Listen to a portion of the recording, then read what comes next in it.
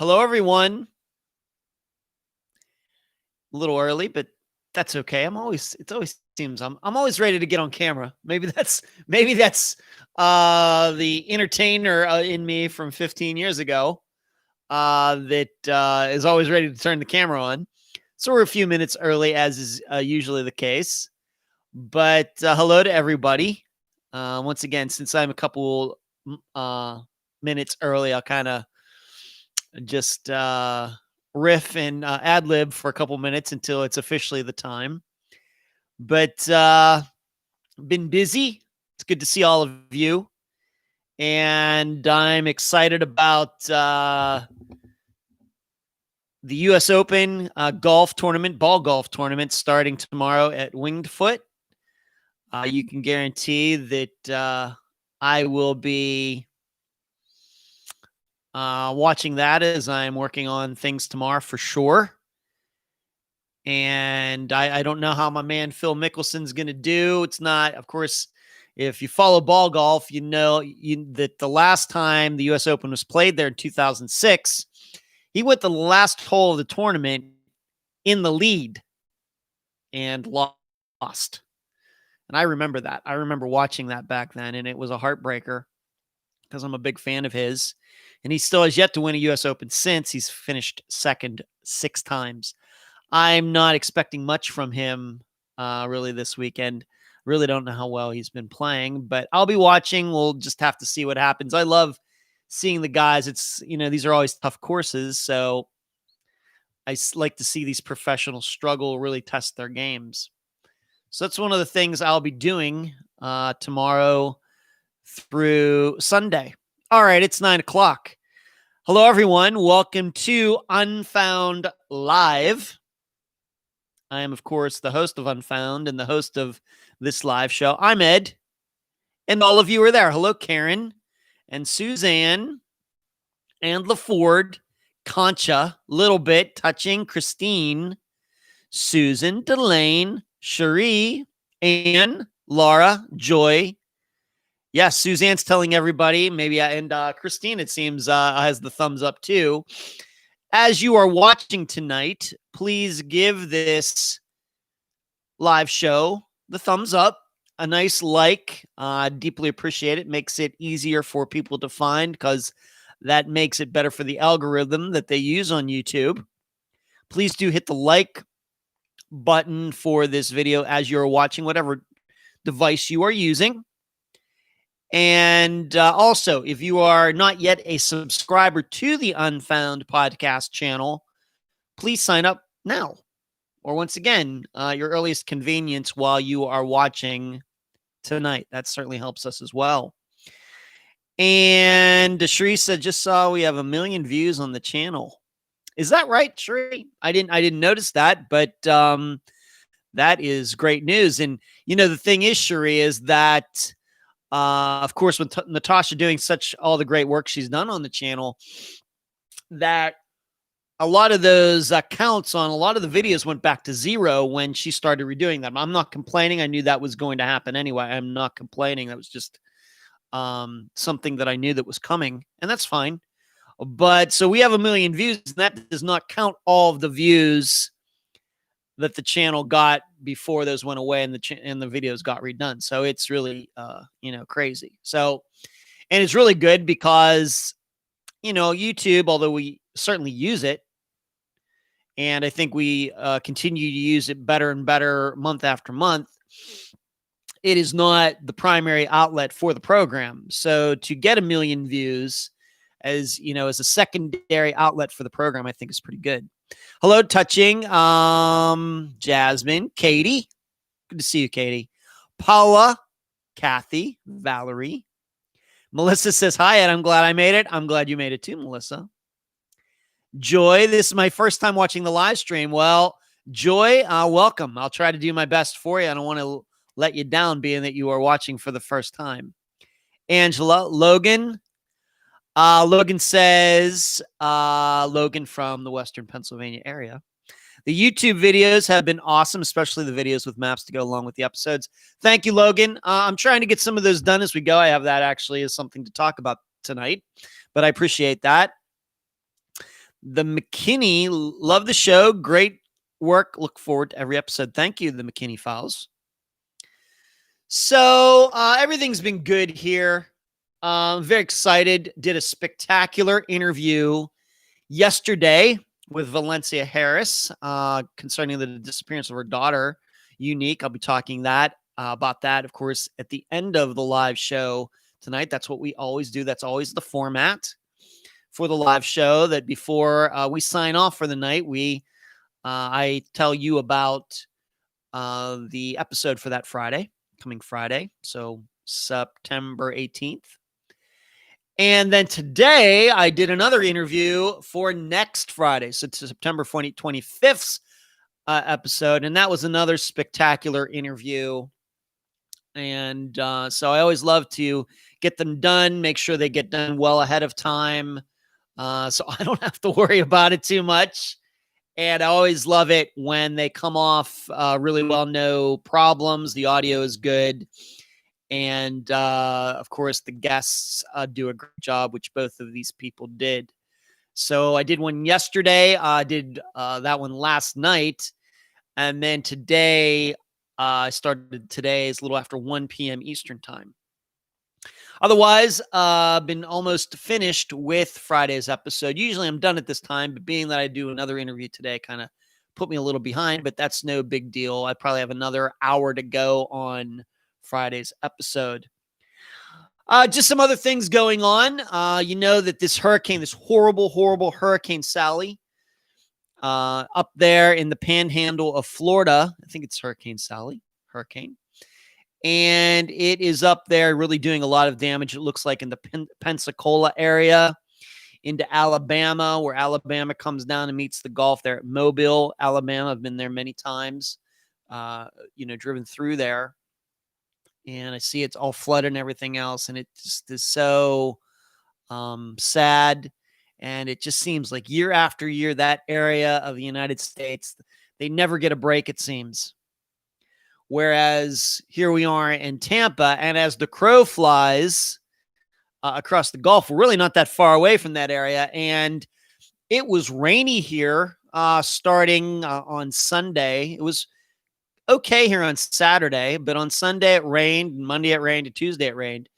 But no high winds. I mean, nothing, of course, like they're getting up there. And it's just, I don't know. I don't know how people do it. I just don't, I don't know. It's very sad. I guess the only, decent thing about hurricanes is that you know that they're coming. It's not like a tornado or an earthquake, but when those hurricanes roll through, they do a lot of damage. So I'm feeling for those people up there, hoping nobody, of course, gets hurt. And I know there's going to be structural damage, property damage. It's very sad.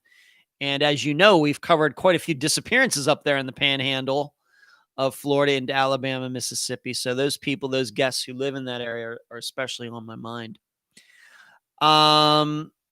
Suzanne says, hello, Twinkle.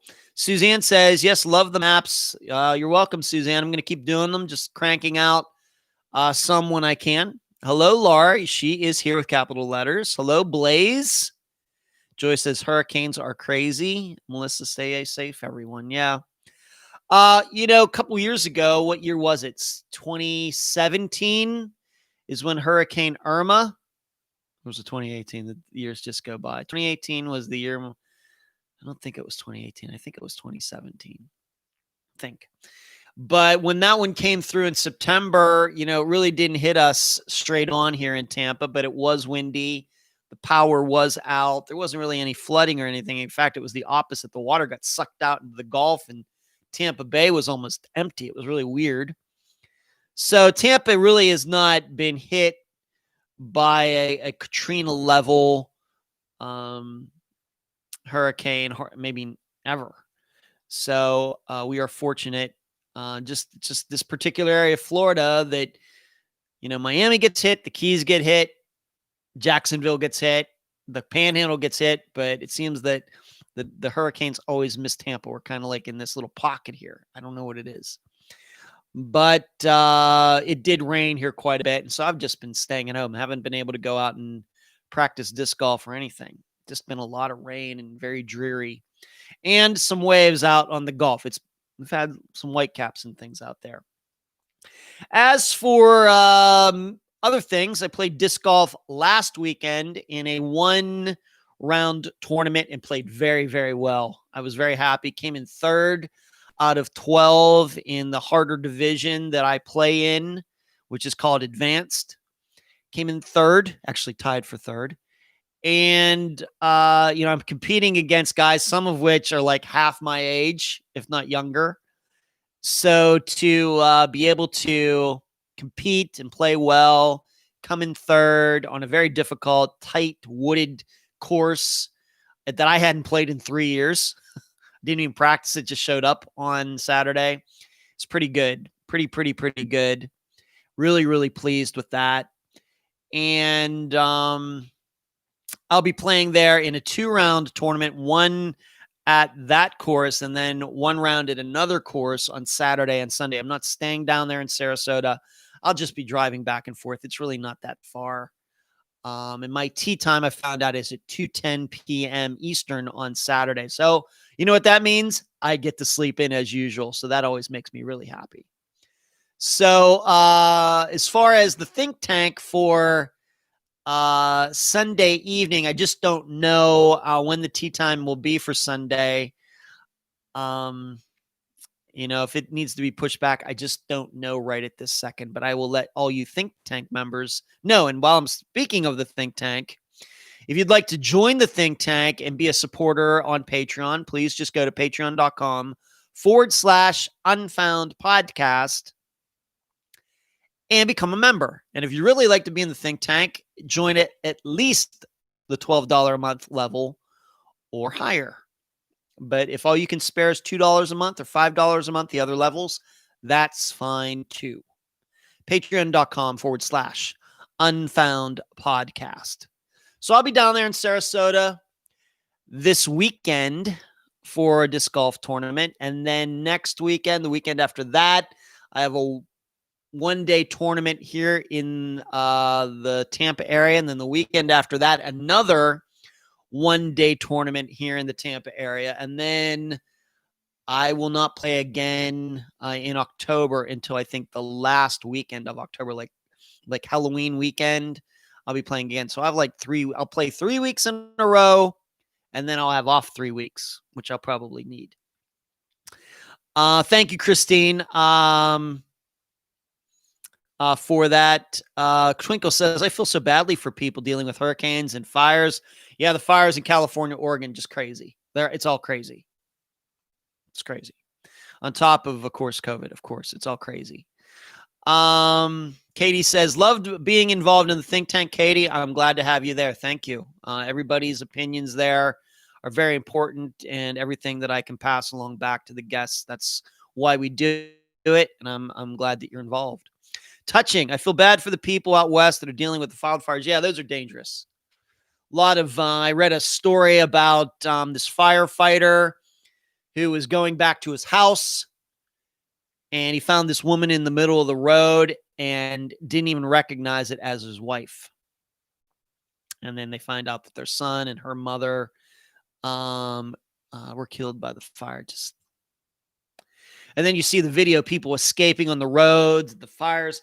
It just looks like something out of a huge blockbuster movie. It's just so scary. I can't imagine it. I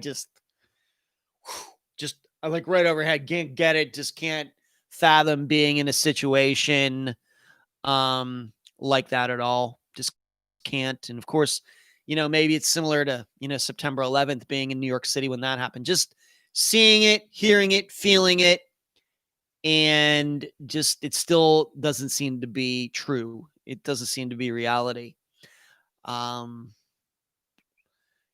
think that I've ever been like that any place in my life. Maybe this one time it's so minuscule, but one time my dad almost burnt the place that he lives in now. There was an oven fire and things got a little out of control. And there was a point where it looked like the thing might get burnt down, but luckily he was able to control it to just the stove. But For a second there, he thought the whole house was going to go up. It was this close. It was seconds from getting out of control, and luckily he got it under control. And I was there to see that. That's the closest I've ever come to something where I was like, oh my gosh. And that's so small compared to what people in the Panhandle and in California and Oregon. It's just crazy what they're experiencing. It's scary. Joy says, I'm dealing with the smoke in Washington State. Joy, when I lived in Las Vegas, I can remember being very smoky there when California would have its fires, for sure. I remember that. Yeah. And even here in Florida, we have fires too, but nothing like they have out there. Of course, the big issue here is that we have a lot of lightning, which can start fires, but we have a lot of rain that puts them out.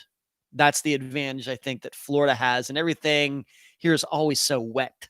It's always so damp and everything. So that's what saves Florida, even though it is the lightning capital of the United States, which has been the cause of a lot of those fires out there. Suzanne says 2020 has been crazy. That is an understatement. Touching says we have the smoke all the way here in Ohio. Yeah. Twinkle says all we need is a plague of locusts. Getting biblical on us, Twinkle. Melissa, fires are so terrifying and the air quality is awful. Yeah, prayers to all. Yeah. Yep. Just don't know how lucky you have it until something like that happens.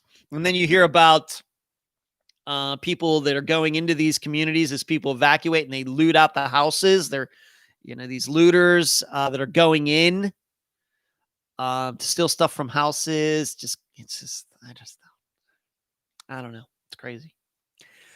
But I just continue, along with the assistants, continue to do Unfound work and talk to a lot of great people recently that you'll be hearing on the next upcoming weeks and months.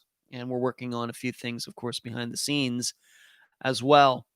Maybe one more other thing before I get into the meat part of the program, the true crime part of the program is, I've never been one to suffer from headaches. There's really any type like that. I would say when I get headaches, it's usually like a motion sickness type of thing, like going on certain types of simulator rides or whatever. But something that I do get, I haven't, and the reason I'm even talking about it is because I had a severe episode of it today. Does anybody out there know what aura is? A-U-R-A, small a, U-R-A. It's a condition that usually is combined with, having a migraine headache, which is, of course, a headache times 1,000. But I get aura without the headache. And it really have to be very careful.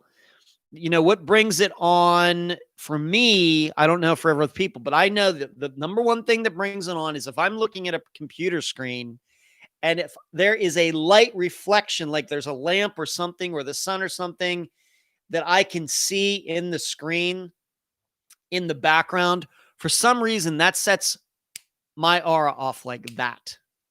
So I always have to be very careful that when I'm looking at a computer screen, everything is black. There's no reflections or anything like that.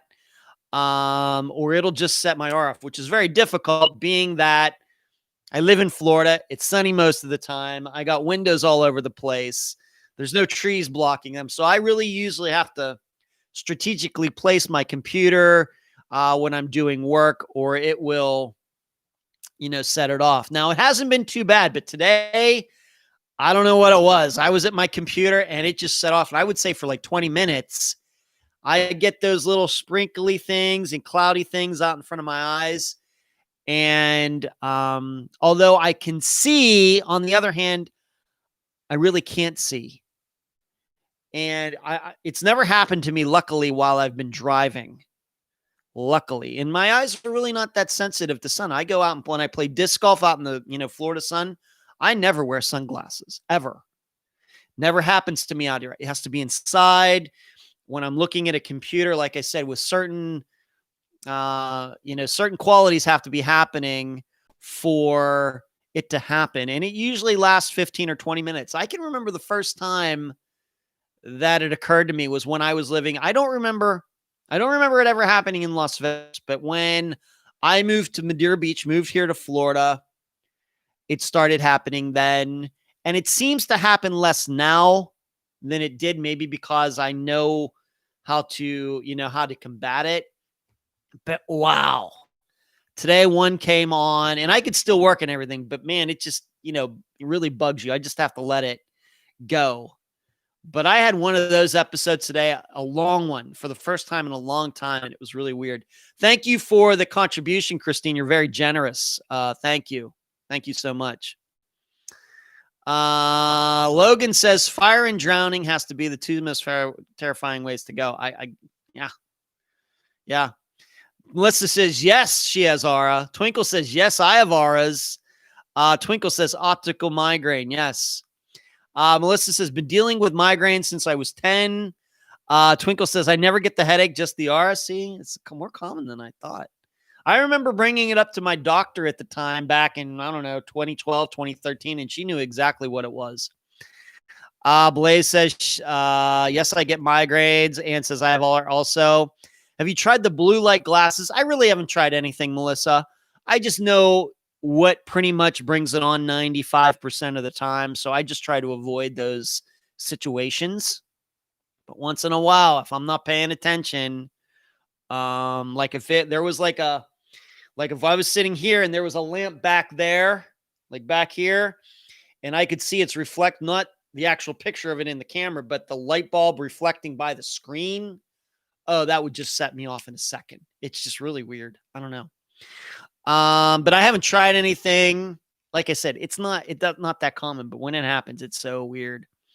Twinkle, that's a tip that I will check out. I've never been able to figure out what triggers mine. Yeah, I think that's a big part of it, Twinkle, is figuring out what triggers. I was very fortunate to figure it out very early on, but still it happens sometimes. Twinkle says, mine lasts around 45 minutes each time. Mine's about 15, 20 minutes, probably. Twinkle, sort of like a light bulb going off in your eyes. Oh yeah. It's like, I don't know, like lightning, or, I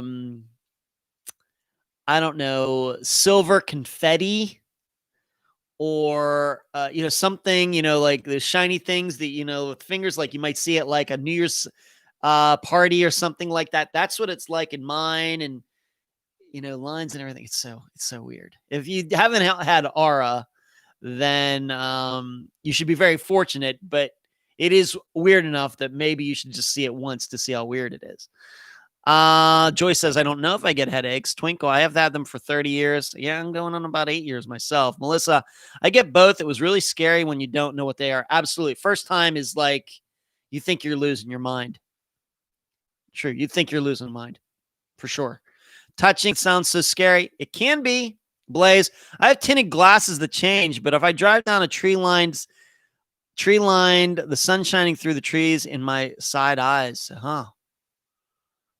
Melissa says, bam, it will just hit you. Yeah. Hello, Happy. I'm just talking about my aura, Happy girl. Otherwise, I'm doing fine. Angela, there's an eye vitamin called NutriView that helps. Interesting. Never heard of that. Laura, 2020 has been crazy. I agree, but also 2020 has had a lot of unfound cases being solved. I think like 3 or 4. Yes, this has been a big year. It's interesting that you should notice that, Laura, that we've had a lot going on this year as far as cases we've covered and resolutions to many of them. That is true. There's no denying that. And I guess that is certainly good. It is good, Laura. It certainly is. All right, let's move into, now that covered all the kind of personal, general information things. Let's go on to some of the topics that I've lined up for tonight's program. That means that we're 22 minutes in. First of all, Eric Franks. I'm guessing that for the foreseeable future, this is going to be a continuing, developing story. I have had a chance, of course, since last Wednesday. I got to speak to Joanne, Eric's mother, a couple times on Messenger. I would say nothing really, really in depth. She sent me a couple articles that have come out that I've posted in the group. So I've gotten to talk to her. But fortunately, and I can't, once again, because of the situation, I can't really go into a lot of the details, but I have gotten to talk to Eric's, I guess it would be brother-in-law. So it'd be Eric's sister's husband, who was the one who's kind of taken the point on all of this. He's the one that went to the guy's house and saw Eric's, this guy who bought Eric's car, I should say, and went to this guy's house in Ohio and saw it for the first time. And his name is Chad. And I got to talk to Chad. I really, we considered the discussion to be off the record for now, but I did get to talk to him maybe for 20 minutes. I have to admit, he sounds a little overwhelmed right now. He has his own, work to do. He is, of course, married. I'm guessing he has children. He has a business that he runs. And then now that Eric Franks' disappearance has made national news. I'm not even sure if it was a national news story when he went missing, but now it surely is given the circumstances. The Chad's been fielding a lot of calls, a lot of media people contacting him, asking for information. And I feel very fortunate that he took time out of his day of all of this to call me. And we talked about for about 20 minutes. And he just gave me a couple more details about how all this happened, and kind of clarified a couple things for me, including how this all got started with this Carfax person from California. And let's just say that this happened due to a lot of luck, and that is not to discredit all the people doing, all the work over the last 9 years since he disappeared. But it's clear to me, if somebody wouldn't have done something at one particular time, that the car would still not be found. And in a sense, this is very much like Crystal Morrison's disappearance. It's very much like Esther Westenbarger's disappearance. It's very much like Tom Brown's disappearance and Chris Turner's, where information, remains, car, whatever, is found by luck. And you know what I've said about that is that it's good if it happens, but if we're going to rely on luck to solve these disappearances, then that's going to be a little tough. But it's I think what's clear to me is that, of course, the car was found, and if you saw that those pictures that I posted after the live show last week. Of course, last week, this was all just breaking just hours before I came to the microphone last week. On Thursday of last week, I did a street view of this house where the car was, in this older gentleman's garage. And I didn't know what I was looking for. I was like, well, maybe we'll go over there. Maybe we'll get lucky and have a Google Street View picture. Let's just pick a year from 2013 that one of the garage doors is up and you can see Eric's car in there. I didn't know what I was going to find. I just thought I'd do it. Well, I didn't find that, but I did find that between two of the Street View photos between 2008 and 2013 or 2012, if you look at the garage in the background of the house, it's a two-car garage, but it has two different doors. One door is solid. The other one has windows in it in 2008. Well, when you look at the 2013 picture, 2012, the door that had windows in it is now a solid door. And I don't think that is a coincidence. I would guess that, what are the odds? And I'm guessing that and I want you to know also that Chad told me how that car came to be in that garage, and I don't think I really can go into it at this time. But it's clear to me at some point somebody convinced that older gentleman, his name is Gerald, that he needed to get a new garage door. And I don't think it's outrageous to say that Kendra or her husband, John, convinced him to do that. How they went about doing that, I don't know. Maybe they damaged it on purpose or something. But there's no doubt in my mind that the reason that there was now a solid door between 2008 and 2013 is because they didn't want anybody going up to that door, looking in the window and seeing Eric's car. There's no doubt in my mind. Just no doubt in my mind at all. And this is why I continue to say, and I wrote this last week when I posted those pictures, is that I happen to believe that a large majority of the disappearances that we've covered on Unfound, there is foul play, at least 75%, at least. And of those 75%, I believe that there is a clue out there somewhere. And I don't mean necessarily remains, but something like a garage door that used to have windows on it that now is a new door with no windows. I believe that there are clues regarding not just Unfound's disappearances, but all disappearances. There are clues out there that we just don't have enough information to see them yet. The reason I believe that is because these disappearances that are caused by suspects, by killers, by murderers, these people are human and they make mistakes. Or, every crime has a mistake in it somewhere, and it's just a matter of finding it.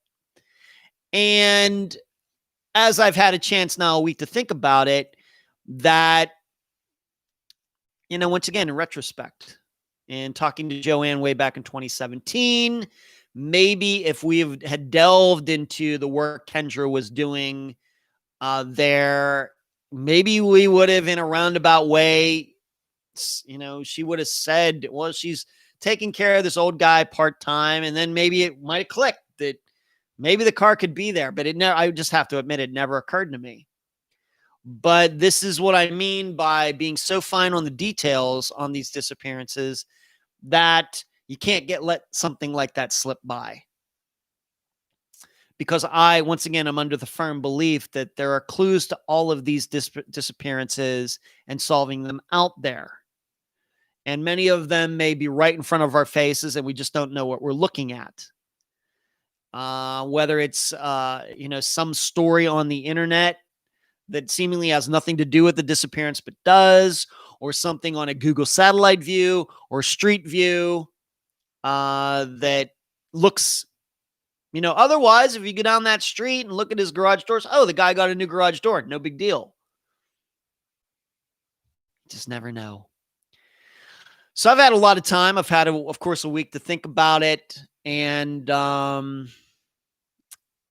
continue to think that way, that these clues are out there if you're keen enough to see them and to make those connections, and we'll keep working at it. Now, I will tell you, I think I can say this, is that due to the car being found in that guy's garage, they are now, and maybe they're already done, have searched his house. And I think that's very smart. Checking out all the rooms. I believe that house has a basement. And I will have to say this. It wouldn't surprise me if Eric's remains aren't too far from where the car is. That I don't think anybody would be surprised if he was found within feet of the car. That would. Now,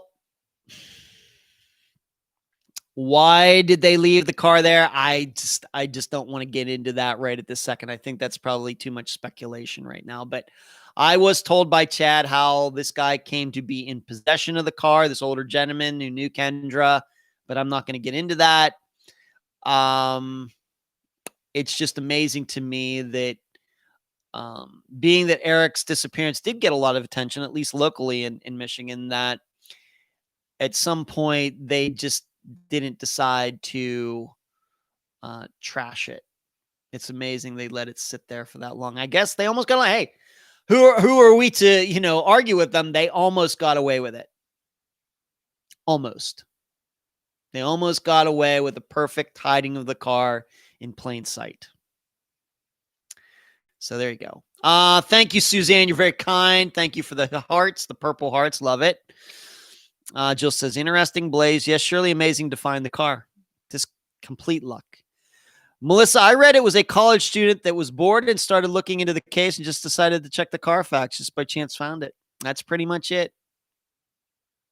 Melissa, just amateur sleuths out there, and you know how much I love that. Joy says, sounds crazy about finding the car. Melissa, Kendra, the suspect in the case, was the caretaker of the old man. Yep, that's right. That's right. And she stored the car there all this time. Well, that's not technically true, Melissa, but I can't get into it. Joy, really, well, I have to watch last week's stream. Yeah, I talked about it last week. Just broke hours before I came to the microphone, Joy. Melissa, I think checking into his death, the older gentleman's death, maybe. Just have to remember that he just died this year, whereas Kendra died from cancer back in 2016, although John is still alive and he lives here in Florida. And I got to believe that Michigan police have tracked him down by now. Suzanne says, makes me wonder if Eric isn't buried in the yard of that house or somewhere, Suzanne. That would make sense. That would make sense. So, and I think it's already been public information that, some people who knew this older gentleman very well were very worried about the influence that Kendra had on him and some suspicious money situations that he had forwarded her money for the coming year in this care that she was giving him, and nobody ever heard of that. I think it's safe to say Kendra and John, whether they had anything to do with Eric's disappearance or not, two horrible people. Two horrible, horrible people.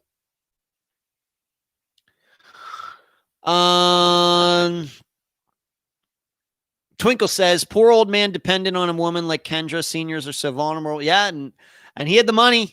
If you saw it, he was worth like almost $3 million. I mean, looking at his house and his cars and everything, you'd never know it. But the guy was, worth almost $3 million. That's pretty good. And I take it. And you find out that when he died, didn't have any heirs, but he donated to some different veterans associations and police organizations, etc. I bet Kendra and etc. would have loved to have gotten their hands on that somehow, and it seemed they had tried to at one time. Touching, when you were talking about Eric's case the other day, you said something about Kendra allegedly died. Is there a question about her dying? Well, that came up in the interview with Joanne back in 2017. Touching, I will tell you that we have never really looked into that. I believe that she died here in Florida and that the arrangements were handled by a funeral home here in Florida. But I have never specifically looked into it. I don't think any of my assistants have. But I will tell you that in talking to Joanne in 2017, in talking to Kendra's family, they had some suspicions that Kendra might have faked her death. And the whole thing about the cancer was a sham. I don't know. People fake their deaths. I don't know. I don't know. I've not looked into it, so I don't know what to think. But it's her family who's saying that, not me, and they would know her better than I do. Melissa says, took advantage of that, a poor man. Well, they did, but I would not say they successfully did, Melissa. I mean, he still had $2.7 million when he died, so he was doing okay. I think that there were people who saw the red flags with Kendra and whoever else and, kind of got in the way of that. Had they not, then they might have, She might have taken him for every dime. And that, of course, we know that happens. Kathy says, touching Kendra's obituary is on, it is online. That's right. Yeah. Hello, Whitney is in the house. So this will be a continuing story, a developing story. I don't know where it's going to go. I would anticipate that at some point to get news about them talking to John. I think that eventually Joanne or Chad will eventually hear about them talking to John, whatever he's doing now in 2020 here in Florida, over in Ormond Beach. And we'll hear about what they did over at the house eventually. But I don't know what that's going to be. Could be one of these situations where it's hot for a while and then it kind of dies away. But this part of the mystery, as far as where the car is, has been solved. And I don't think anybody saw it coming that it was sitting in some older gentleman's garage all these years. I don't think anybody saw that coming. Just never know. And that's why I continue to say, as much as I personally am learning about disappearances and I try to pass that education on to all of the guests, there's still obviously a lot I have to learn. Once again, if you are watching this, please do not forget to give this video a thumbs up, give it a like. Deeply appreciate that. That raises the profile of this video and all of the videos on Unfound's YouTube channel. So it helps the Unfound algorithm, so they tell me. So please do not forget to do that. Suzanne says, if your own family has questions, make you wonder, I just pray Eric can be found. Yeah. Yeah, I have to say, Suzanne, that now that Eric's car has been found and the circumstances under which it was found, the circumstances under which this older gentleman got the car, of course, the odds of Eric, being alive are very, very low. Very improbable. Okay. Let's take a question from the audience. This is from, and she even told me how to pronounce it, and that's great. Elena. It's a disc golf question, which of course I have to answer. Who or what introduced you to disc golf, and do you have an idol within the sport? Also, my name is pronounced like Elaine, but with an A at the end. There you go. Elena. I got it. All right. I don't think I'm going to forget it now. Who or what introduced you to disc golf, and do you have an idol within the sport? My brother Brian introduced me to disc golf about exactly 10 years ago. It would have been late September of 2010. I was already 40 years old, had never heard of the sport. And I was down here. It was before I moved here. I had come down here on a kind of I don't know how many days it was, but maybe 5-7 day vacation from Las Vegas. And I'd gone over to Orlando to meet a woman I knew over there for a few days. And then when I came back, the Steeler game was going to be on the Sunday at like 1:00. And my brother told me that he works with this guy who plays disc golf. And he goes, you want to go check this club out? They play on Sunday mornings. All right, let's go. That was my introduction to disc golf. And pretty much since then, I've been obsessed. And I started playing in tournaments once I moved here to Florida in 2011. I think I started tournaments playing in 2012. And then, as I've talked about, between like 2015 and like last year, had some concentration issues, yip issues out in the course. But certainly 2020 has been a much better year than the last 4 years as far as me out on the course. That's how I got introduced to it. My brother and I still play once in a while. Now, he is in his later 60s, but we get out and play, and we go play at the course where I first played, which is Taylor Lake Park, which is about, 12 minutes from where I sit right here. And in fact, there'll be a tournament there next weekend, a one-day tournament. That's one of the places I'll be playing. So that's how I was introduced to the sport. And most of my friends here in Florida are disc golfers. As far as idols within the sport, I would say first, When I first got into it for the first few years, my idol was David Feldberg, who was the world champion, I think, in 2008. He's won, like I said, a lot of titles. He's very well known in the sport, but I have to be honest that I've never met him or anything, but some of my friends have met him and say he's a total idiot. So I've kind of moved away from him, and he's kind of gotten older. He doesn't play as much anymore. But now I'm a big fan. You can look these names up at your leisure. Nate Sexton, Greg Barsby. I'm a big fan of him. He won the world title in, 2018? Those are two names. Jeremy Colling, Paul Ulibarri. Those are probably some of my favorite players right there, for sure. Nate Sexton won the United States Disc Golf Championship. Was it in 2016, 2017?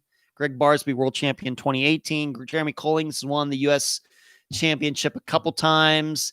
And Paul Ulibarri, I don't know if he's won any huge tournaments, but he's a really good player, good guy, really a grinder out there, and I can certainly relate to that. So you can look those guys' names up. And I love you should know, I love to watch the women play too. A lot of great women players out there too. And I love to watch them on YouTube as well play. So talented. Don't throw as far as the guys do, but in every other aspect, they're really just as good as the guys. Putting and everything else, really. They just don't throw as far, but everything else, spectacular. And I love watching them too. I think all of the best athletes in disc golf represent it very well. I think they're all very good people. Really great personalities, great interviews. I think they conduct themselves a really, really great way. And then just on the local level, when I go to some of these tournaments, the greatest disc golfer of all time, arguably, his name is Ken Climo, is from here in Clearwater.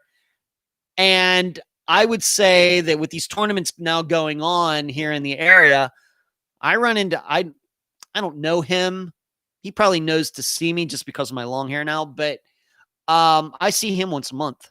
The greatest disc golfer of all time. It's like running into like Jack Nicklaus or Tiger Woods. But he lives here in Clearwater. He won the world championships like 9 years in a row or something like that in the 90s. But he doesn't play anymore. He has some, I think, physical issues like with a hip or something. But he'll come to the tournaments and watch and ride around, and everybody knows him. Of course, he's, Hall of Fame, best player of all time, arguably. And so I kind of know him, see him. So small world. So that's my story, Elena. Hope you enjoyed it regarding disc golf. Some other things. Let's move on to the poll for Robbie Hurt from this episode from last Friday.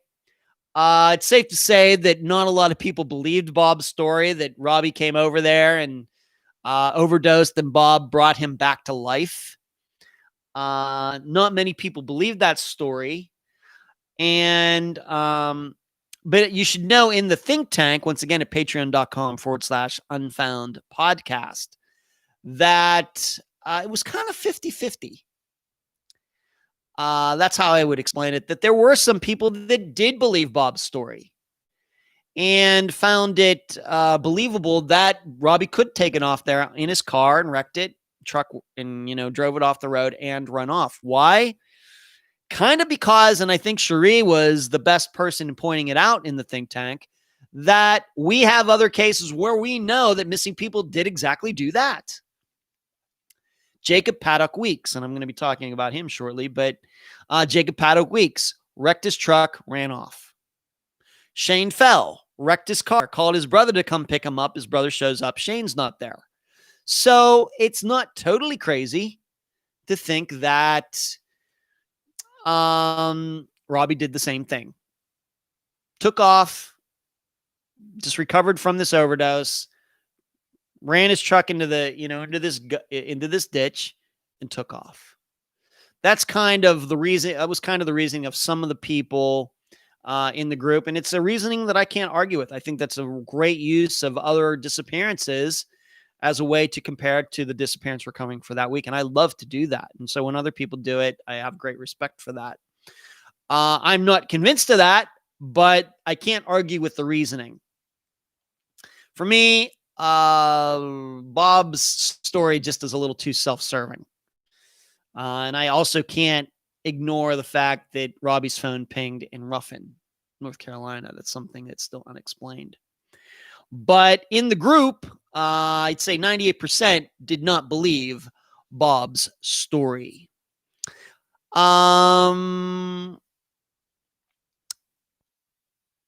Fishing says, glad to finally catch a live show. Great job, Ed, with your show. Thank you, Fishing. And thank you for watching. Delane, did you read my message on the Patreon blog? I wasn't sure if you read those. I do read them, Delane, but it escapes my mind right at the second. But I did get your message. I want you to know I remember reading. I unfortunately read get a lot of messages and stuff. But I do read the messages if people do respond to what I wrote for the blog, and thank you for responding. But now that you bring that up, Delane, now I'm going to have to look that up and read what you sent me. It's because I feel bad now. Okay, Delane commented and says, I'm not going to read it out loud, but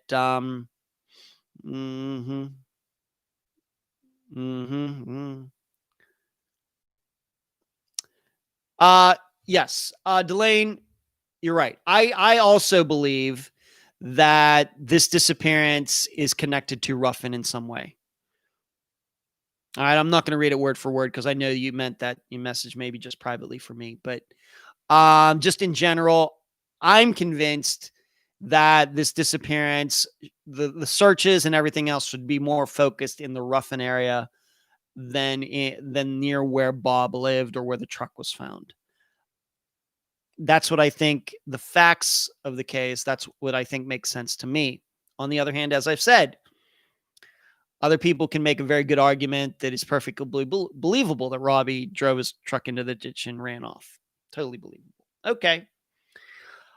Need to tell you about this. This is going to be happening a week from tomorrow, that I will be doing another interview with Dr. Grace Telesco. And of course, I'm not interviewing. She's interviewing me. I'm the interviewee.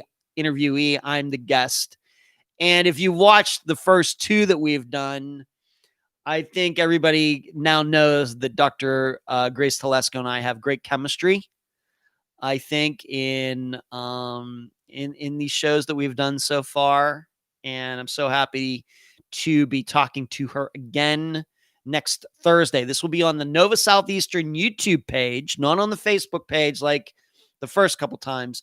This will be a live show, much like this, on YouTube. And we will be discussing the disappearance of Eric Alvarado. That's a disappearance that we covered just this year. And a guy who disappeared from Texas, although his vehicle was found in Arkansas.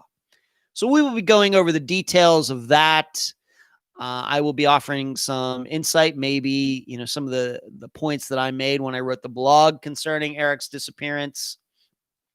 And that'll be 7 p.m. Eastern time next Thursday. And of course, between now and then, I will surely be reminding you, all of you, pretty much on a daily basis.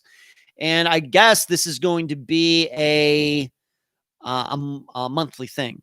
She's already given me the schedule for like the next few months. And so I'll be on there September 24th. And then I'll be on again later in a Thursday later in October. And then on a Thursday later in November. Very excited about all of that. I don't know if we're going to talk about a disappearance every time I'm on there. That's fine by me. It's her show. But maybe we'll go into some other areas as well. And I'm hoping even next Thursday, besides talking about Eric's disappearance, that we do get to maybe talk about just some general missing persons theory, which I think a lot of you know I love to talk about. I love talking about the cases and trading ideas, but we get into more some of the general theory about what we can learn about missing persons cases as a whole. I love talking about that. So maybe we'll do a little bit of that. Melissa says, that's great. Really good interviews. Thank you. Susan says, great news. Touching. Yeah, I'm looking forward to it. Grace is one of my new favoriteest people for sure. I feel so fortunate to know her. And I have to thank my assistant, Natasha, who was the one who originally contacted her. So it's all good. So once again, September 24th, a week from tomorrow, 7 p.m. Eastern on the Nova Southeastern YouTube channel. It'll be a public. It won't be private or anything like that. I think it will be no different than you watching this show right here. Just as easy as, and I think, of course, the chat will be on and everything else. Let's talk about this. Logan had already complimented me on doing these YouTube videos. I'm having a lot of fun with them. I think they've done well. If you've watched some of them, I'm not getting deep into the real, details like we do in the interviews. That's why I say with every one of those that if you want the entire story, you have to go listen to the actual podcast. The main point about this, and I already know that a couple things that's pointed out maybe I've gotten wrong. The main point I'm trying to do with those videos is show the locations, so people understand them. Because most people have not been to these locations, and some of these disappearances have more than 2 locations, maybe 3, maybe 4.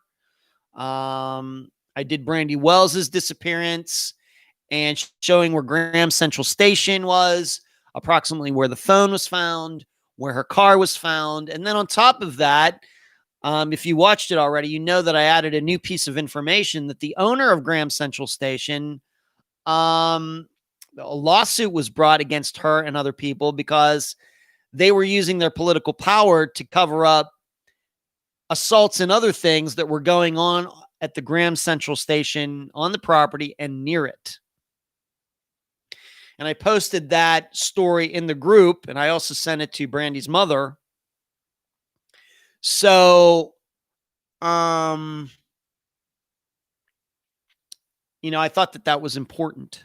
That was not something that I had ever heard about before. And that news came out after I did the interview with Ellen, Brandy's mother, back in 2017. That was an article that came out in 2018. Now, you may say, well, Ed, that's like 12 years after she disappeared. Well, we don't know how long it was going on. And if you were to look into a little deeper, you will find that there were bar fights and all sorts of things that went on at the Graham Central Station over many years, going back to even before Brandy disappeared. So I hope you will check the video out. Hope you will have seen the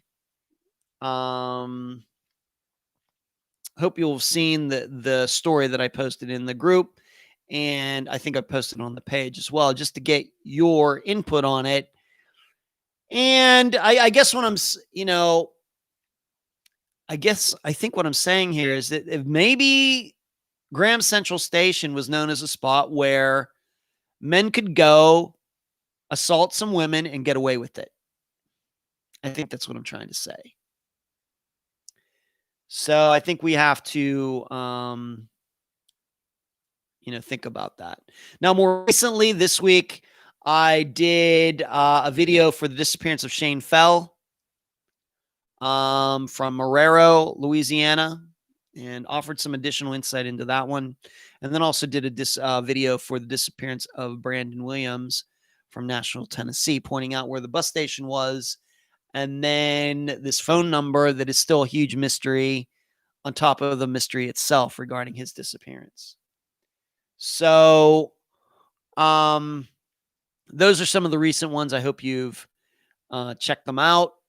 And once again, this is an effort to provide supplements to the audio programs that were done way back, in this case, way back in 2017. And I will continue to move forward on them, just doing them when I can and, gently, as quickly as I can, try to catch those up with the episodes that we're doing here in 2020. Let me take let me see what's going on here. Katie asked me, has there been any news on the Cassandra Ramirez disappearance? Katie, not to my knowledge. I know that I follow her mother on Facebook. I've not talked to her recently. I've not seen any new news. So my answer is no, but I could be wrong. I continue to believe that the real key to Cassandra's disappearance is those phone records that we talked about during my interview with her mother. I think that continues to be the key. I think that the guy that she was with that night obviously has to be the prime suspect, but I think that the phone records are a big key. If and I got all the names that are attached to those numbers. The issue may be, are those people the people that I found, the ones that were connected to the numbers at the time of Cassandra Ramirez's disappearance or not? That's something I don't know, but I do know that those numbers could hold the key. Pretty sure. And I think that her mother knows that. Melissa says, yes, I hope that the police department looks into that, meaning Graham Central Station, see if it had anything to do with Brandy's disappearance. Absolutely. All right, another question. Kim asks me, who exactly is the camel? What is his personality like? Is he really at his best on hump day? Maybe some of you are all, wondering, maybe in the group, why is it that we always mention the camel when I post the link to these live shows on every Wednesday? Well, this is something that got started from a Geico commercial with the camel, and the camel that's going through there. Hey, what day is it? What day is it? What day is it? And it's hump day. It's Wednesday. And just kind of from that, being that the live show is always on Wednesdays, that one of the viewers / listeners, D, started, making these little funny pictures with a camel and advertising the live show. And it just kind of is caught on. So now I feel every time I post the link to the live show, I have to say something about the camel and kind of, I guess, pretend that he actually exists and that the camel from the Geico commercial actually lives with me in my condo here in Clearwater Beach. It's just how it went. And I have fun with it. And I try to come up with something appropriate every week. This week was kind of serious and just saying the camel's really worried about all his friends up in the Panhandle. But usually it's something, kind of funny. Camel, going back to school and things like that. So I pretend that the camel lives with me and how he's hard to live with and he's such a diva and all of these things. So that's how that all got started. But to answer your question, Tim, who exactly is the camel? The camel is the star from the Geico commercials. He when he's not doing his filming, he's here at home in Clearwater Beach. What is his personality like? He's a diva. Does not like to share the camera with anybody else. The most dangerous place in the world is between him and a camera, maybe like the Kardashians, something like that. And is he really at his best on hump day? I don't know, but I'd like to think that I'm at my best on hump day, showing up for all of you. I try to give it my best on Wednesdays. So maybe it might be, maybe Camel is his best on hump days. I guess that would make sense. The camel is cool. Yeah. Joe. No, it's not Joe Camel. From what? The Camel cigarettes, but it's the Geico Camel. Twinkle says, love me some diva camel. Cherie says, every team needs a diva. That is true. That is true.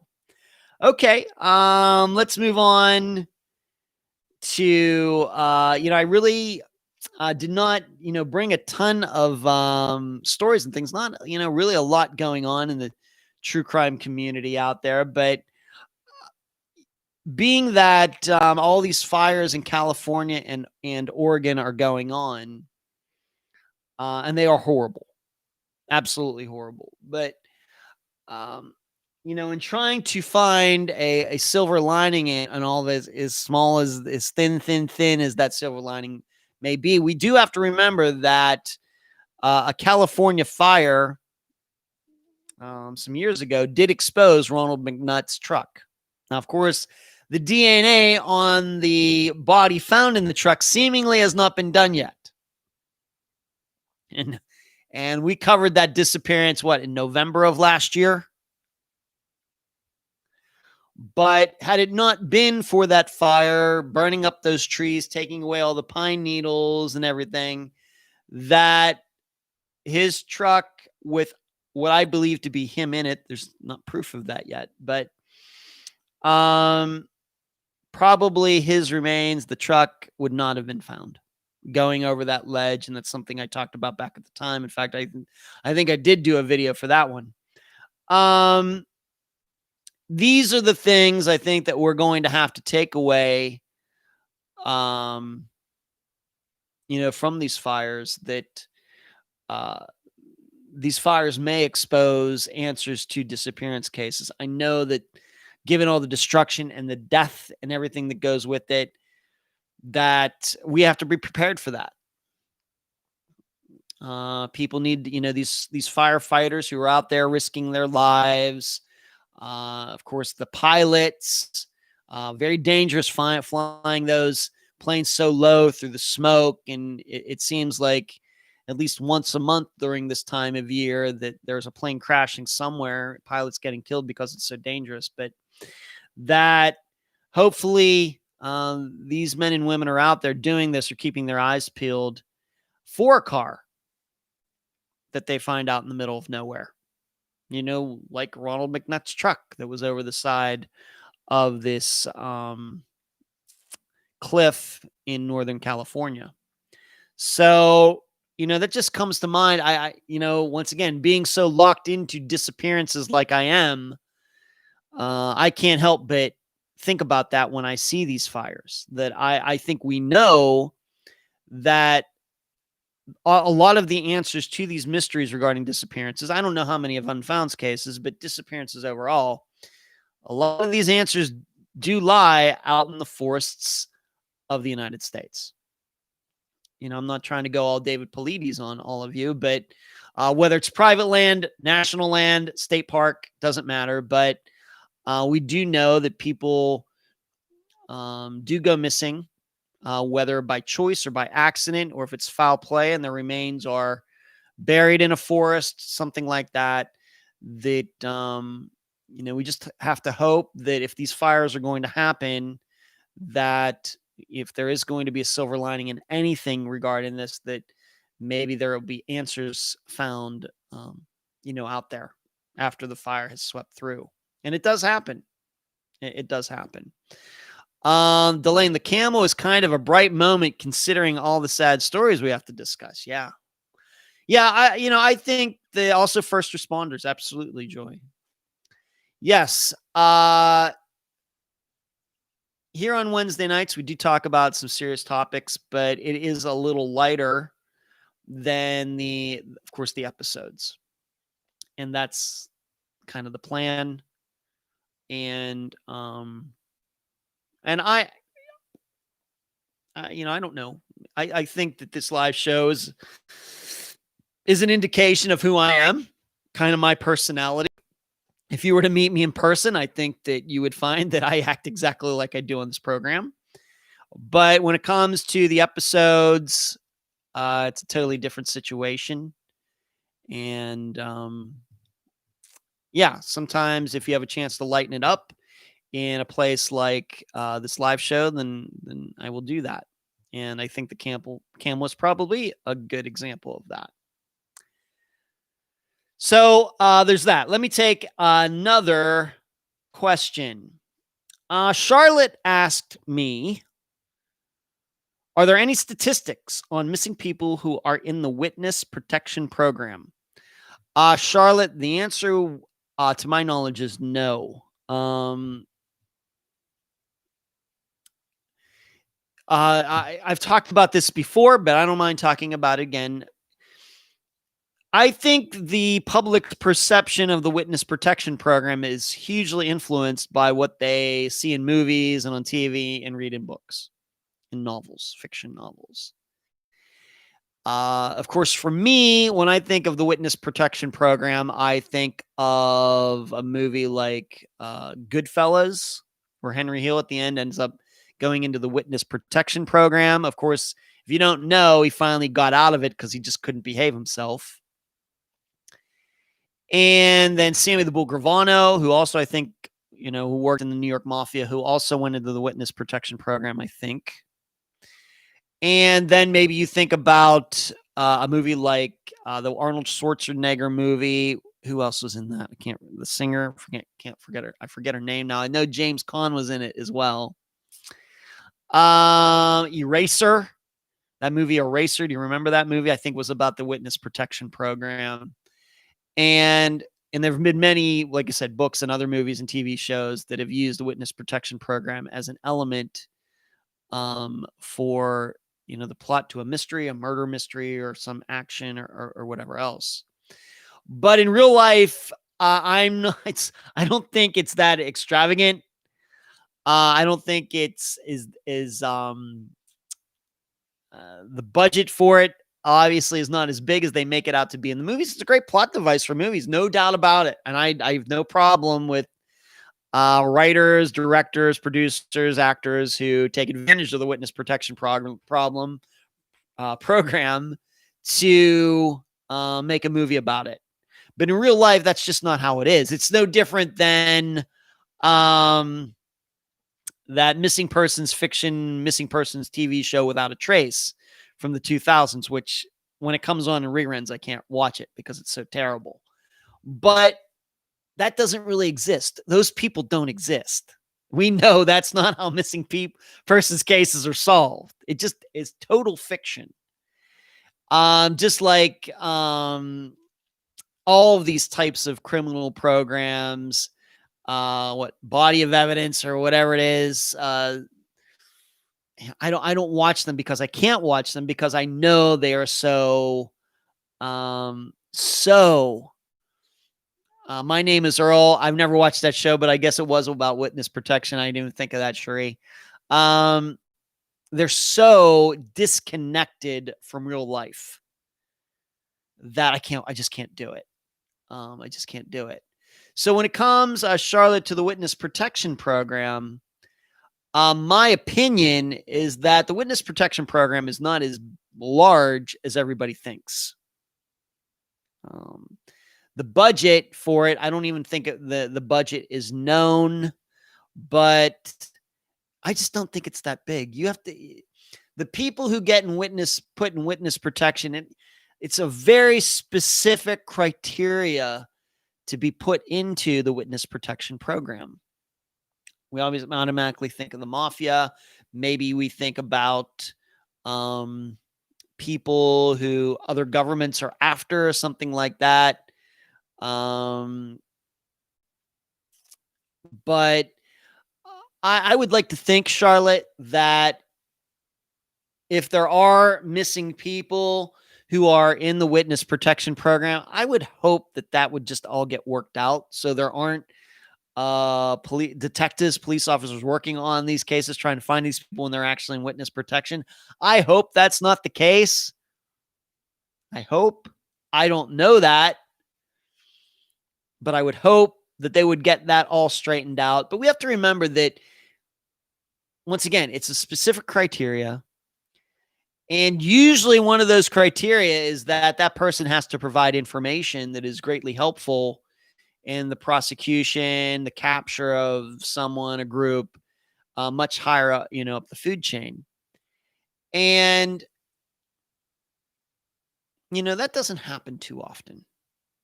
And on top of the fact, a lot of those times, these people do have to testify in court. So it would be known that they testified in court and then they disappeared afterwards, and everybody would just take for granted they were in witness protection. It wouldn't be some big mystery.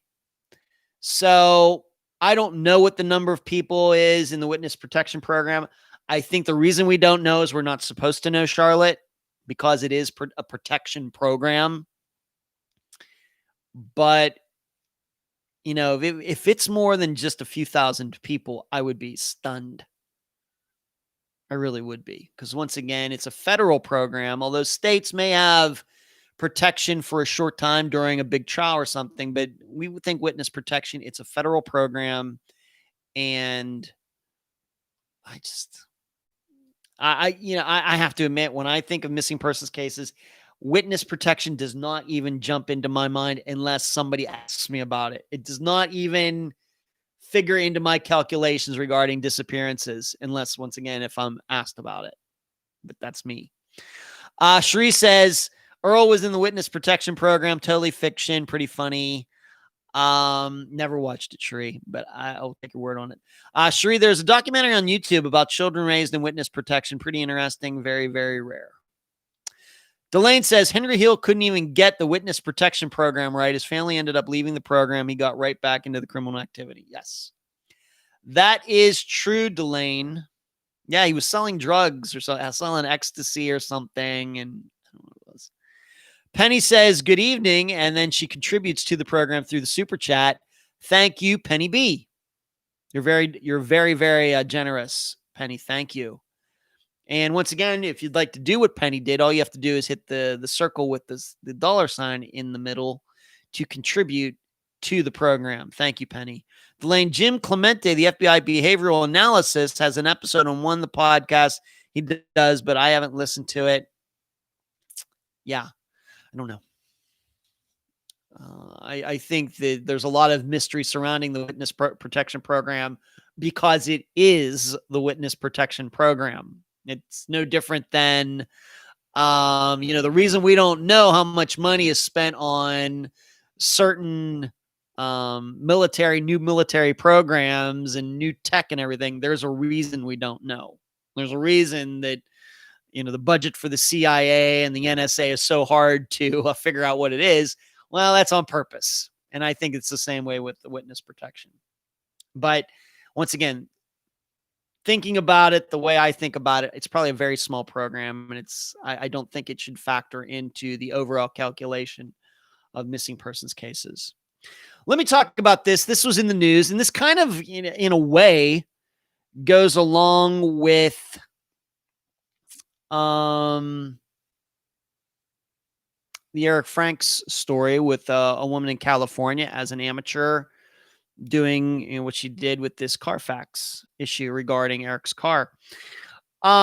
Just within the last, week, 2 weeks, a woman who was missing, her name was Angie Mack,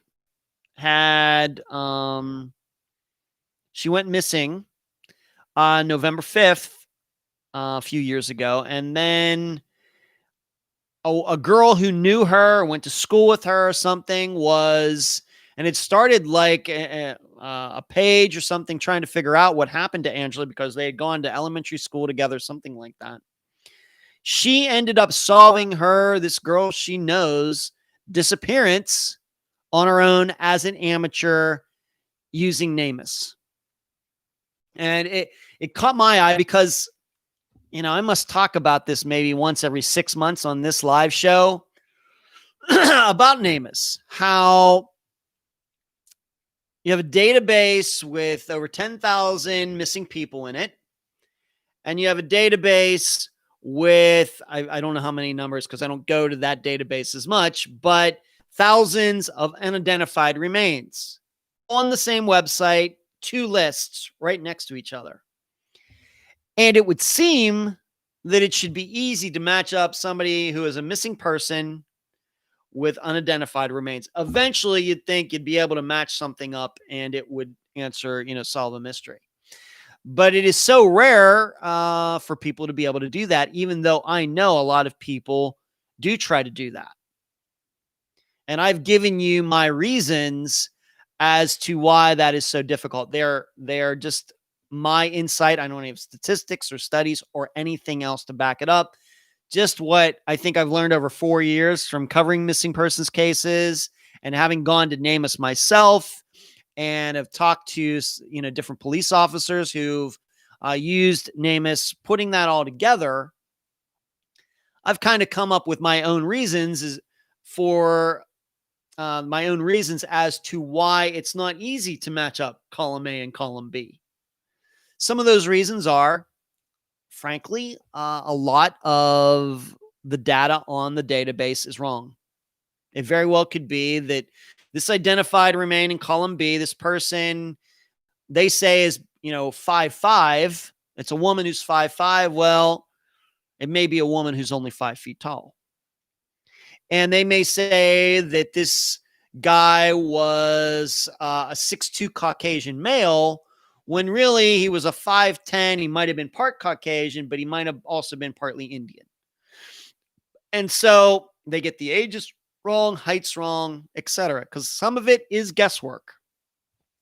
That's one of the big reasons that I believe that it's hard to match missing people with their pictures and all their biographical information with the biographical information for the unidentified remains. Also, because I'm inclined to believe that a lot of the unidentified remains on Namus aren't actually American citizens. I'm not saying they are here illegally or anything else.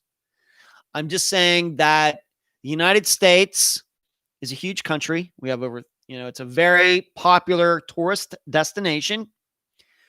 We know that there are people who come to the United States for vacations and then sometimes don't go home. They stay here and get away with it. They're supposed to go home and they don't. And then they eventually go missing. The remains are found. Well, the list of missing people in the United States, that's only American citizens. So it's hard to match up an American citizen with a foreigner's remains. And there's no foreigners on the list. I think that's another reason that it is hard to match it all up. And on top of everything else, at least the way I understand it, there's way more missing people on Namus than there are unidentified remains.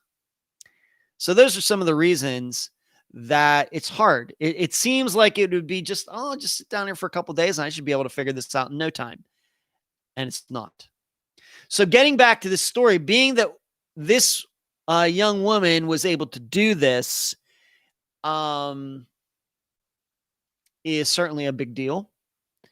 And that she was able to do it with a disappearance that, she knew about, she knew the person, concentrated on it, is certainly on top of everything else also very noteworthy. And the way it happened was that this woman, I think, went missing in Arkansas on November 5th. And then on November 9th, a woman was hit by a car in Tennessee, and there was no identification on her. They didn't know who she was. And this young woman was able to put it all together that this young woman she knew from Arkansas was the woman that got hit in Tennessee 4 days later. Really good work. Really good work. And if there was ever an example of what I urge people to do as amateurs. And when I say amateurs, I don't mean from an intelligence point of view. I mean amateur in the sense that nobody's paying these people to do it. They're quite knowledgeable, just as I would consider anybody who listens to Unfound on a weekly basis. You learn about a lot about missing persons cases, not just specific ones, but just about themes. And you start to see patterns, themes, of all missing persons cases. And that's how you gain knowledge, by starting to see those particular unique points within each disappearance and linking them to other disappearances. That's education. That's experience. And so when I say amateur, I don't mean, bad. I mean, person who's not getting paid to do this, person who is doing this in his or her own spare time because they're interested in it. They want to try to help somebody. They're very motivated to do it, but they're not getting paid to do it. They're amateurs. They're not professionals. They don't work for the FBI. So when I'm talking about that, these are the kind of examples like what this woman did with Namus that I'm talking about when I do talk about amateurs in the audience taking an interest in missing persons cases and doing what they can. And I think this is spectacular. This wasn't a disappearance that was that old. That certainly helped. And it certainly helps that I think that Arkansas and Tennessee are so close to each other, because if this young woman had, was from Arkansas but got hit by a car in Idaho, I don't know if this young lady who was doing this would have made the connection. I'm not sure. But it certainly helped that the states are right close to each other, and she could kind of, figure it out that way. But that's why I continue to also remind people that if you're going to get into that and you're looking at a disappearance that happened in, say, Colorado, just don't look at unidentified remains in Colorado. You better look at unidentified remains in Kansas, Wyoming, Utah, Arizona, New Mexico, Oklahoma, Montana. You better go out, some states. You better go out to quite a few states, not just the particular state or the ones that border it. You better, spread it out a little bit, or you're really limiting yourself. And I think the Gannon Stock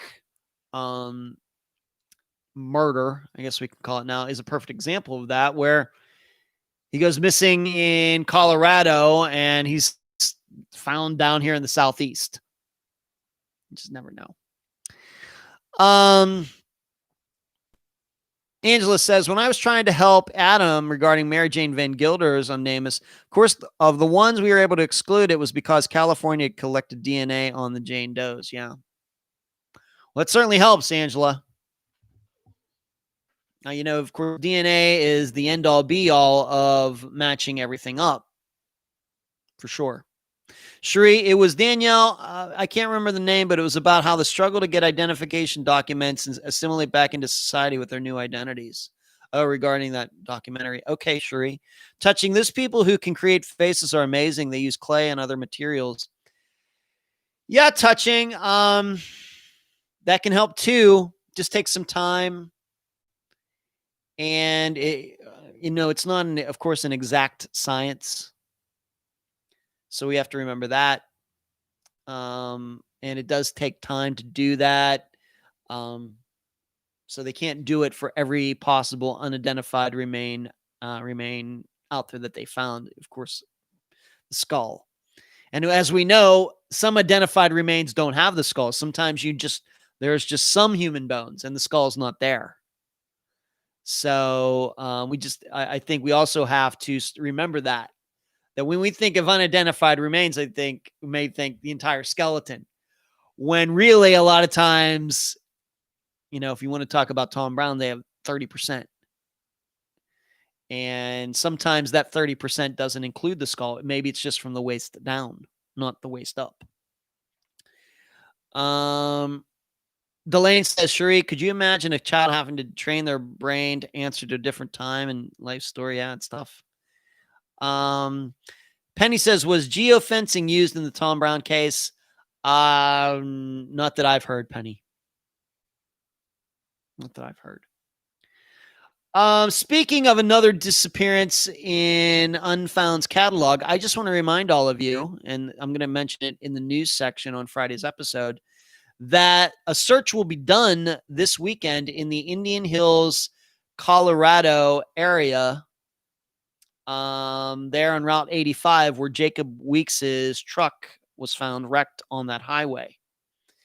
It's going to be Saturday and Sunday. I know, Cherie, you said your daughter was going to be assisting in that this weekend.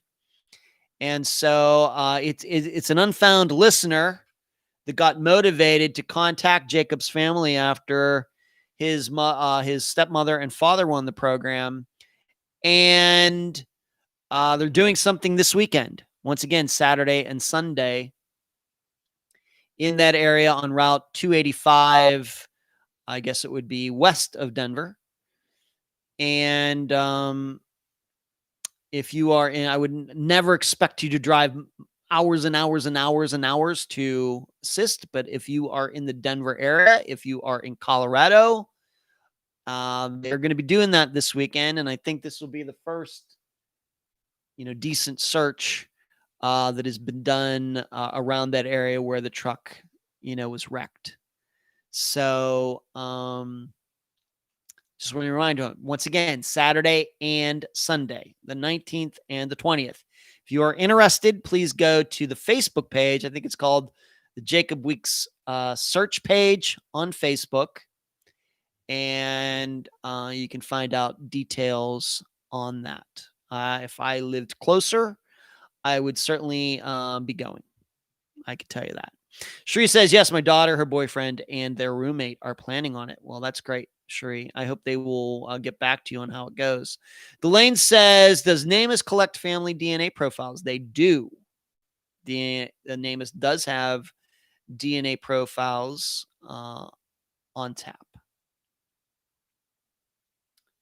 And in fact, it's probably one of the most noteworthy things that happens when a missing person's loved one gets put on Namus is that somebody eventually shows up at their door and wants to collect their DNA. And I've even had some of my guests tell me, all of a sudden this person's at my door and I'm wondering what's going on here. Is this like some government conspiracy? They're collecting everybody's DNA to catalog us or something. But no, it's a real program. That's how they do it.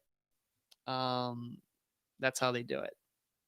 So, Jacob Paddock Weeks' search is this weekend. And I'm not going to say her last name, but Christine from Colorado is the person who really took this on and contacted the Weeks family. I think that's excellent.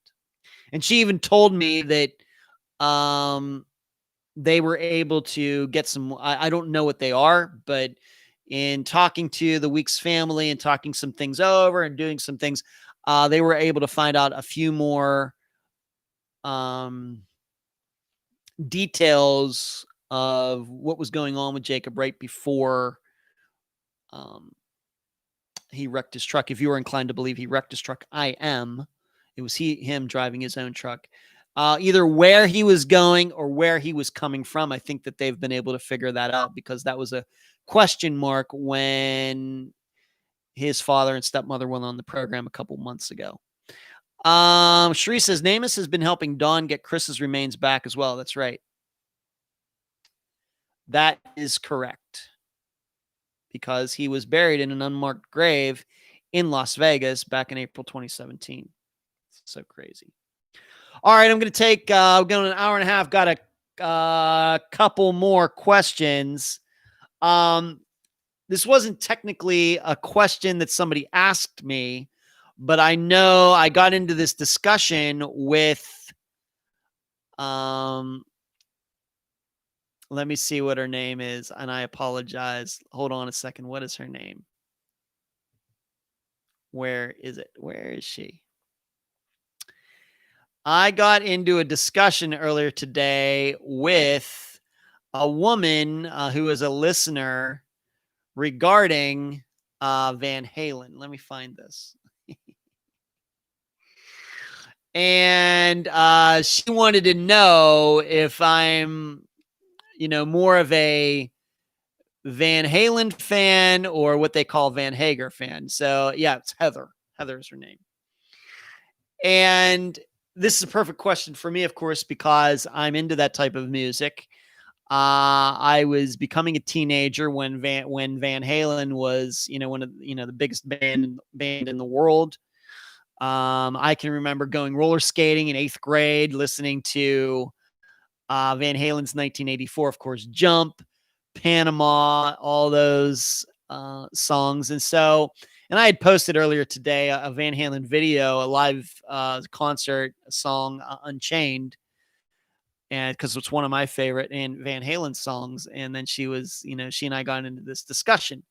Or am I a Van Halen fan, like pre-Hager? So Van Halen 1 up to 1984, Van Halen's album 1984, or Van Hager era, which started with 5150 and then on until he left the band, which was sometime in the 90s. Now, what's interesting to me is that the first CD that I ever bought was Van Halen's 5150 with Sammy Hagar as the lead singer. That was the first album that he was on. That is the one that has Dreams on it. If you remember that video, it was the Blue Angels, Navy Blue Angels flying in formation. Doesn't even show the band. It's just the Navy Blue Angels flying. It also has the Best of Both Worlds. Best of Both Worlds. That's on there. I mean, it was a very, very popular album. And it is a solid album. It really is. However, after that, I have to admit, I kind of lost interest in them a little bit. So I really considered myself to be a more of a David Lee Roth with Van Halen fan. So, once again, 1984, Van Halen 1, Van Halen 2, Jamie's Crying, Unchained, Ain't Talking About Love, all of that, starting in like 1977 and going through 1984. My reasoning is that no doubt Sammy Hagar, one of the greatest rock and roll singers, his range, the tone, everything else. And he can still, you may not realize this, but Sammy Hagar's in his 70s and he can still sing like that. It's crazy. And he obviously, his voice is so much better than David Lee Roth's. No doubt about it. And I'm a big fan of great singers. Bruce Dickinson from Iron Maiden, Jeff Tate from Queensryche, Rob Halford from Judas Priest. I mean, all fantastic. Absolutely fantastic singers in any genre. They could sing any genre and they'd be excellent, except for maybe for country. But rock and roll, heavy metal is also about the showmanship. It's, as I like to say, all these people, well, they're doing all this Satan's music and everything. It's just a show, man. And so the show counts. And in that way, David Lee Roth, in my opinion, has it way over Sammy Hagar. So Sammy Hagar, great singer, kind of what I would call average stage presence. Whereas David Lee Roth, good singer, maybe one of the best frontmen as far as showmanship in the history of rock and roll. So that's why I go with David Lee Roth. Now, what's funny is that my older brother, Brian, who I think has seen Van Halen a couple times, even though he's older than I am, he's more of a Van Hagar guy. He likes Sammy Hagar's version of Van Halen more than David Lee Roth's. Even though he's older than I am, given my age, I should be more interested in Sammy Hagar and on, and my brother should be like a David Lee Roth fan, but it's actually flipped for some reason. So, I'm a big Van Halen fan from the David Lee Roth era. I have on my Spotify, I have a greatest hits medley of songs on my Spotify account of Def Leppard, AC/DC, and Van Halen all mixed together because those three bands have so many great songs. I just have a stack of them, must be 100 songs, all what I consider to be their best songs, and they just randomly play. And all of the Van Halen songs are David Lee Roth songs. No Sammy Hagar songs. That's just me. Because to me, I love the showmanship. David Lee Roth, what a showman. What a showman. And some of you may not realize this, but to this day, he is still a licensed EMT in the state of New York. And to do that, to keep that license, he has to go to New York sometimes and go on calls to keep his license. So do not be surprised if you ever have a heart attack in New York City and some guy shows up and he looks like David Lee Roth. It is probably David Lee Roth. That is a true story. And you maybe don't know this, but given David Lee Roth and his persona, He comes from a family of doctors. So it's no wonder that he's an EMT. That's a true story. Just never know about these guys. That's why I say it's just a show. You should not confuse their stay on stage presence persona with how they are in their private lives. That a lot of them are nothing like what they are on stage, and it's just a show. So what's everybody saying here regarding this? Got the Ronnie James Dio sign there. KDB David Lee Roth is in his leather chaps all the way. Yeah, from Panama, or no, from his solo days after that, with Stevie Vai and stuff. Yeah, those were great tunes too. Touching Heart says David Lee Roth. Melissa says Roth all the way. The Lane says 1984 came out right after I graduated from high school. We listened to it over and over. If I hear a song off that album, it takes me way back to that time. Me too. It came out when I was in 8th grade, and I can remember roller skating at North Apollo Valerina skating rink, which is still there. Yeah, it's crazy. Twinkle says, I love Jamie's Crying. Christine, I liked Sammy Hagar even when he was a solo artist. Sammy Hagar was okay as a solo artist. I Can't Drive 55. What else is there? Can't think of it right now. But yeah, he was sang for Montrose. Had a great solo career. Seems like a really good guy, but just doesn't have that oomph that I particularly am looking for. Touching Right Now was a good song. Yeah, that's from the Van Hagar area. Love Def Leppard. Everybody loves Def Leppard. Yeah, Joy, that's true. I'm in New York, but upstate New York. Well, Melissa, maybe you need to go to New York City and call 911. Maybe David Lee Roth will show up. I'm not making that up. That's true. Melissa, I'd probably have a heart attack if I saw him coming. That's funny. Touching. That is amazing. Christine, Live to Give. I don't know that song. Alice Cooper. KDB asks, what's my AC/DC? I don't think we're going to get into my favorite AC/DC songs, Katie, because, AC/DC songs tend to be a little raunchy and things. And I'm just going to stay away from that question because a lot of them, it's one of those things where I don't know if a band could write those songs today.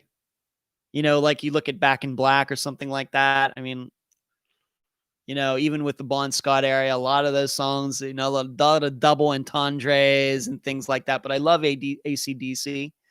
So I'm just going to stay away from that question. Katie, it's a spectacular question. But if I tell you which song it is, then it's all going to go downhill from there. Joy, EMT is really important. So don't judge a book. Yeah, it's true. But yeah, that's absolutely true.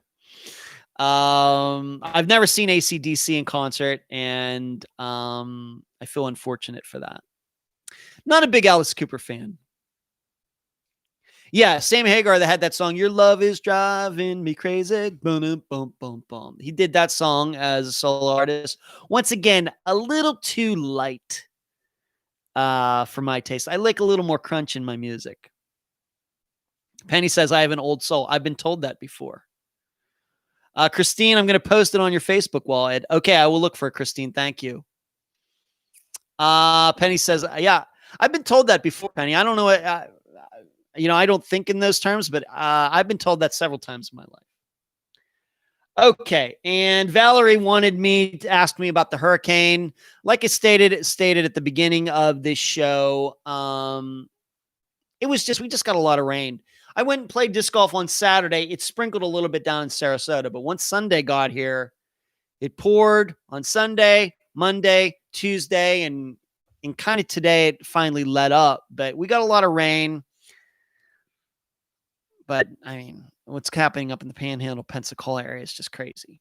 So everything's good here, Valerie. And, even if a hurricane were to hit, smack dab right into Tampa, I'm really not too worried about it. I live on the 8th floor.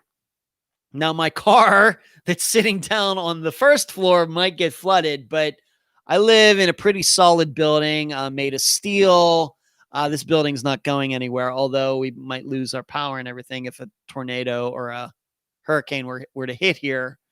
But I'm not, really that concerned about it. But it could be, of course, dangerous for others.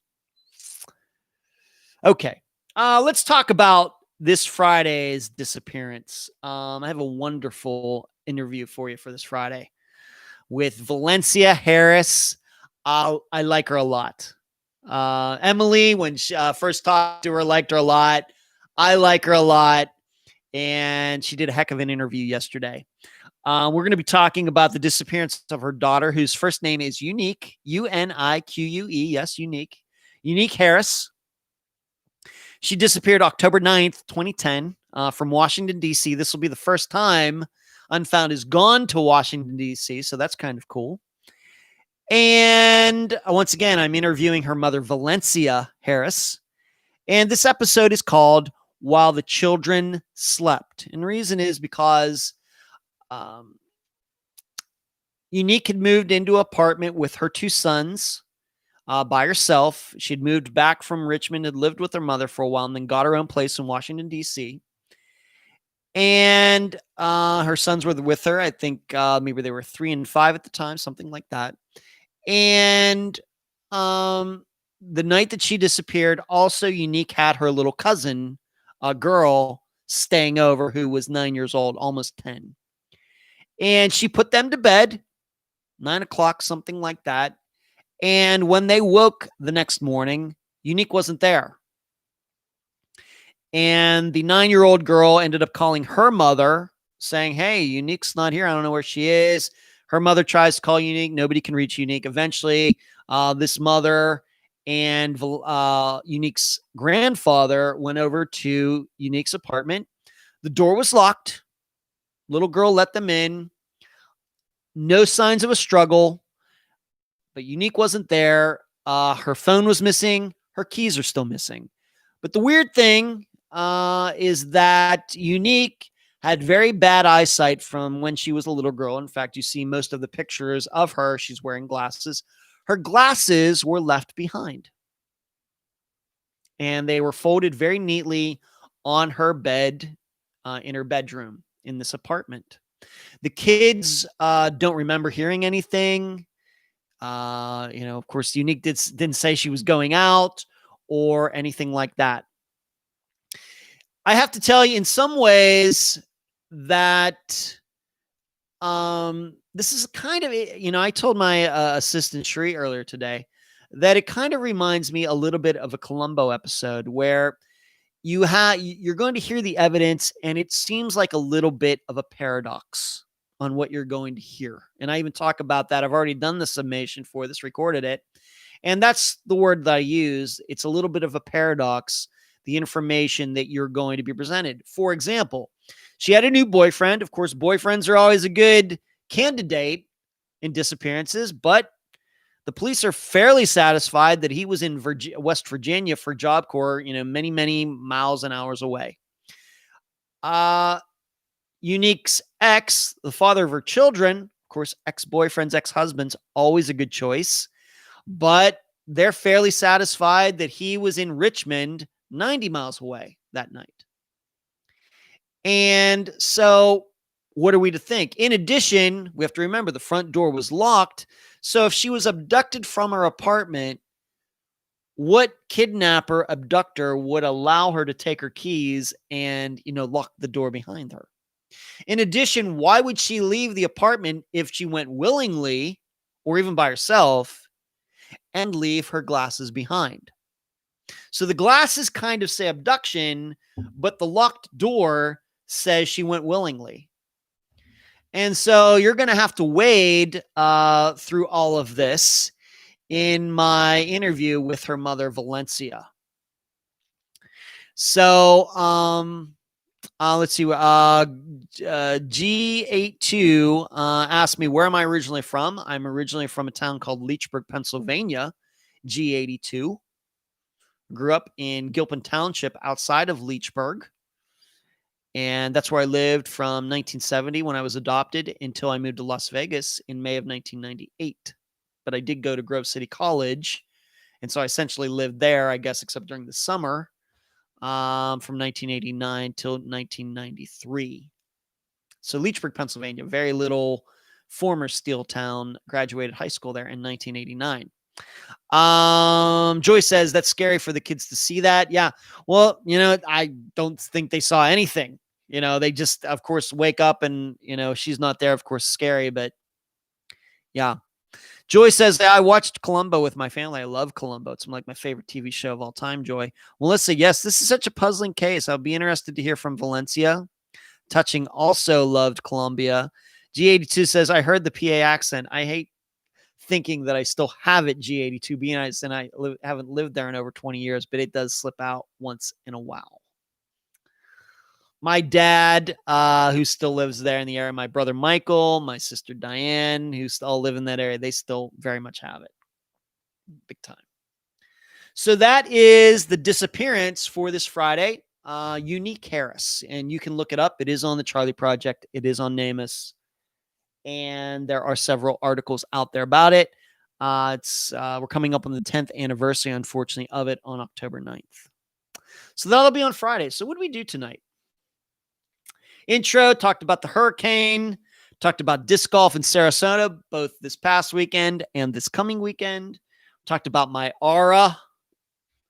Talked about Eric Franks. Talked about the Robbie Hurt poll. We talked about Dr. Grace Telesco. We talked about YouTube videos that I've been uploading. We talked about the fires in California. We talked about Angela Mack, whose remains were identified. Took a bunch of questions. Is there anything else? I'm going to be, I've been talking to Cherie about doing another Unfound now, but I haven't been able to pick out a disappearance yet, but I hopefully will do that before the end of the month. And finally, as usually is the case, I've talked about Van Halen. Anytime we can talk about rock and roll is fine with me. And lastly, we talked about the disappearance of Unique Harris coming this Friday. Touching says, I think that I saw a show on TV about the case. It was very puzzling. Touching, I think that Valencia has been on Dr. Phil and some TV shows. She mentioned that to me. I've not looked them up, but she told me that she was on some of those types of shows over the last 10 years. So you may be right. But I'm going to go. It's been a night. I know Bedford, Pennsylvania, been there. And you will all hear me on Friday at 2 p.m. Eastern. And then for you think tank people, 7 o'clock tentatively, depending on what my tea time is on Sunday and if I can get back home in time and make myself pretty before 7 o'clock, because I'll probably look pretty ugly after a day out in the disc golf course. All right, everyone, thank you so much for giving Unfound your time on this Thursday night. I love talking to all of you and, all the back and forth, the great questions and comments and everything. Thank you for the support from the Super Chat people, and all of you have a very safe rest of the week. Good night.